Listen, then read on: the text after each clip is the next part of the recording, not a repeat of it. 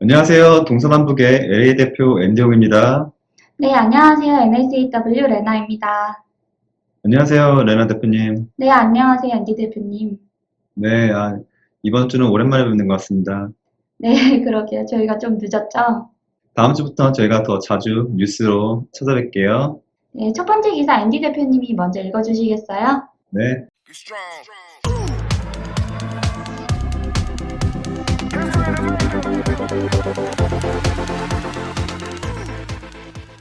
저는 오늘 중앙일보에 나스닥 반등한 날 채권왕 군드라우 제2의 닷컴 붕괴 경고를 읽겠습니다.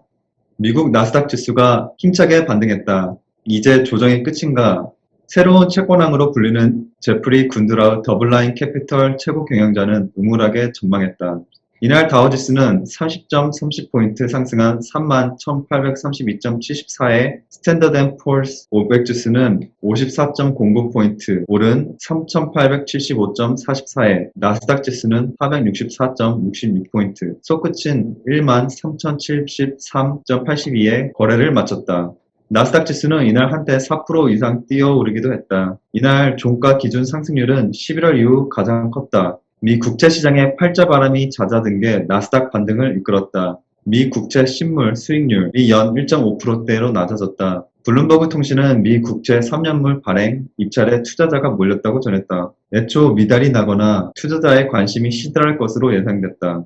이날 미 국채 시장에서 진정 기미가 나타나기는 했지만 시장 마감 뒤에 채권왕 군드라우는 그렇지 않다는 진단과 전망을 하였다. 군드라우는 더블라인 채권펀드의 웹캐스트에 나와 금 1아운스, 구리 1톤 가격의 비율 등에 비춰 미 국채 10년물 수익률이 3%에 이를 수 있다고 말했다. 금, 구리 가격 비율은 군드라우가 인플레이션과 미 국채 금리를 가늠할 때 즐겨 쓰는 지표다.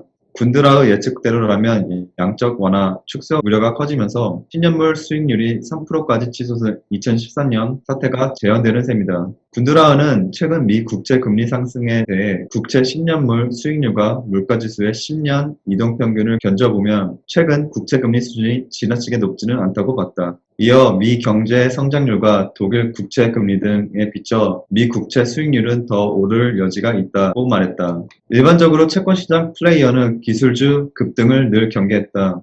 이자 수익과 같은 근거도 없이 그저 미래의 기대만을 놓고 베팅하는 것이 나스닥이란 시각 때문이다. 채권왕 군드라우는 이날 나스닥이 위험한 수준이라며 1990년대 말 닷컴 거품을 이제 능가하고 있다고 봤다. 이어 나스닥이 계속 능가할 것 같지 않다며 이후 2000년에서 2003년과 같은 하락처럼 보일 수 있다고 경고했다. 나스닥은 그때 닷컴 거품이 붕괴하면서 약 5,000선에서 1,300선으로 밀렸다. 군드라우 예측이 맞는다면 나스닥은 제2의 닷컴 거품 붕괴를 겪을 수 있다. 군드라우는 최근 개인 투자자의 동향에 대해서도 우려를 표시했다. 이들 때문에 최근 대형주와 중소형주 가격 차이가 크게 줄었다며 공포지수가 100선을 넘을 수 있다고 군드라우는 말했다. 최근 VIX는 23에서 25선에서 움직이고 있다. 군드라우는 금과 구리 등 상품이 장기적으로 유명하다고 봤다. 그는 금값이 아운스당 1,800달러 수준이면 중립이라고 생각한다며 그런 점에 비춰 현재 금값은 상당히 내린 상황이라고 봤다. 군드라우는 2017에서 18년 겨울 비트코인 값이 급등했을 때 추락을 예측했다. 반면 도널드 트럼프 전 대통령의 재선을 예언했지만 보기 좋게 어긋났다. 적중과 어긋남이 교차하는 금융 예측의 역사에 비춰 이날 군드라우 말이 나중에 어떻게 드러날지 관심이다. 네,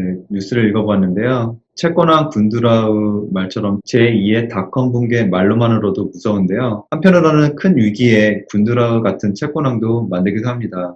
위기는 큰 기회이기도 하니 꾸준한 경제뉴스 읽기와 독서로 구독자분들과 멤버분들은 위기가 왔을 때 공격적인 투자를 할 수 있는 지혜를 우리 동서남북과 같이 배워가면 좋을 것 같습니다. 그럼 레나 대표님 두 번째 기사 읽어주시겠어요? 네, 제가 읽어드릴 두 번째 기사는요. 매일경제에서 발췌했고요. 제목은 코스피 혼자해도 강남 부자들 올해 주식고 부동산은 스탑입니다. 내용 한번 볼게요. 우리나라 부자들은 지난해 코로나19로 풀린 유동성으로 증시가 오르자 주식 투자를 크게 늘려 돈을 번 것으로 나타났다. 부자들은 올해의 유망 투자처로 부동산보다 주식을 꼽았다. 부자들 사이에서는 주식이 꾸준히 상승할 것으로 예상하면서도 실물과 부동산 경기를 어둡게 보는 시각이 우세했다. 하나은행 소속 하나금융경영연구소는 8일 이 같은 내용이 담긴 2021 한국부자보고서 부자와 대중부유층의 자산관리 트렌드를 발표했다. 이는 가구 기준 금융자산 10억 원 이상을 보유한 부자와 금융자산 1억에서 10억 원을 보유한 대중부유층을 대상으로 온라인 설문조사를 실시한 결과다. 지난해 부자와 대중부유층은 유동성이 주식에 몰리는 시기를 놓치지 않았다. 부자 중 53%, 대중부유층 중 48%가 코로나19 이후 주식 투자 비중을 늘렸다고 답했다. 포트폴리오 조정 결과 부자들의 금융자산에서 주식 비중은 2019년 16%에서 지난해 20%로 늘었다. 반면 잇따른 사모펀드 판매 중단 사태로 불신이 커지면서 펀드 신탁 비중은 같은 기간 28%에서 15%로 크게 줄었다. 투자 수익률도 기대보다 높았다. 지난해 마이너스 수익률을 기록했다는 비율은 전년보다 17%포인트나 줄었다. 그 대신 연 10% 넘는 고수익을 거뒀다고 응답하는 비율이 전년보다 19%포인트나 늘었다. 이들은 고수익 비결로 주식 직접 투자와 주식형 펀드를 꼽았다. 부자 대중부유층은 모두 올해 경제 전망을 어둡게 봤다. 실물 경기에 대해서는 응답자 중 61%가 부동산 경기에 대해서는 52%가 더 나빠질 것으로 답했다. 특히 고액 자산가일수록 경기 전망에 더 부정적이었다. 반면 주식시장에 대해서는 긍정적인 전망이 우세했다. 부자 중 37%, 대중부유층 중 44%가 주식시장이 상승할 것으로 예상했다. 대내외 불확실성이 높은 상황에서 부자와 대중부유층의 절반 이상은 지금의 포트폴리오를 유지하겠다고 밝혔다. 포트폴리오 조정 계획이 있는 응답자 중에서 부동산보다 주식 등 금융자산 비중을 늘리겠다는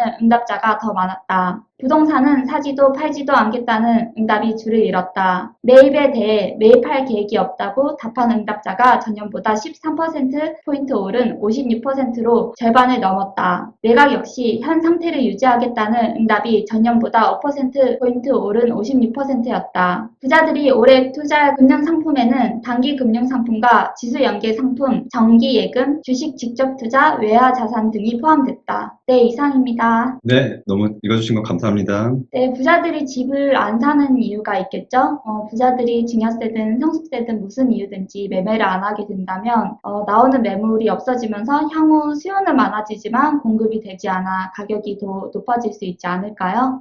네, 저도 레나 대표님 말에 공감하고요. 공급이 없어 값이 올라도 문제가 있다면 결과적으로 매매가 힘든 시장에서 부동산에 자금이 묶여 활용할 수 없다면 올라간 가격은 나에게 직접적으로 영향을 주지 않는 숫자의 상승일 뿐인 상황이 있을 수도 있을 것 같아요. 부동산을 이용해 더 큰 자금을 활용하게 하는 동서남북의 시스템과 정반대인 셈이죠. 오늘 두 번째 뉴스 읽어주셔서 감사하고요, 레나 대표님. 다음 주에 많은 뉴스로 찾아뵙겠습니다. 감사합니다. 네, 이상 NSEW 레나였습니다. 앤디용이었습니다. Be strong.